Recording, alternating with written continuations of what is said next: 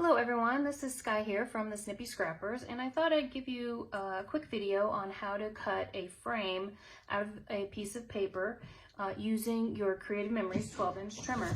So it's going to, when we're all done with it, look like this.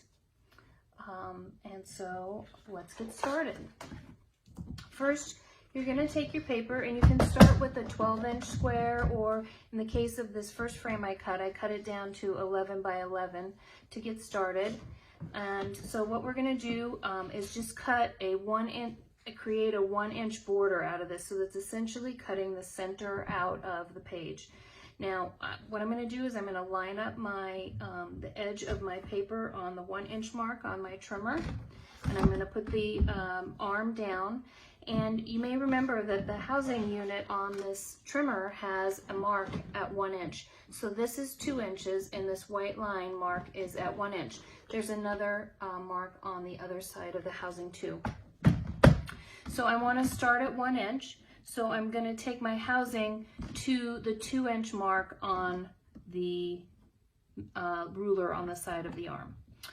And then I'm going to take this all the way down, and I'm going to come to the end of the page, which is the 12-inch mark, or my housing unit white line is going to come to the 11-inch. And that's going to give me a cut mark that's 10 inches in total, starting at 1 and going to 11. And that's going to make a partial cut like that.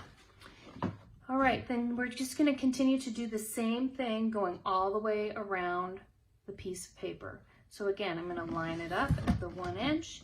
I'm going to take my housing to the 2 inch, press down, and pull towards me till I get to the edge of the paper or the 11-inch mark using the white line.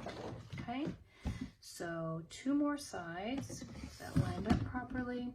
Another thing you can do is you can line up the white line at your cut mark on this side of the paper, if you can see that. Okay, and one more side.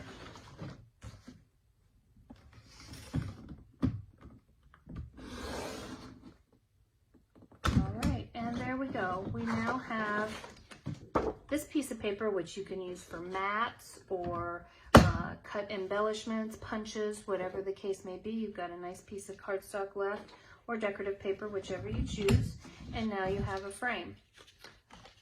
Another thing that I do with the frame sometimes is when I don't want my pages to be quite as bulky and I want that frame look like this, where I have a layer, I actually cut this out on the back side so that there's just a little bit less weight and thickness to my page as I put it in my album.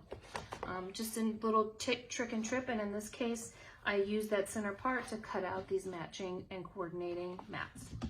So there you have it. That's how a quick and easy way to cut out a frame using your Creative Memories 12-inch trimmer. See you soon.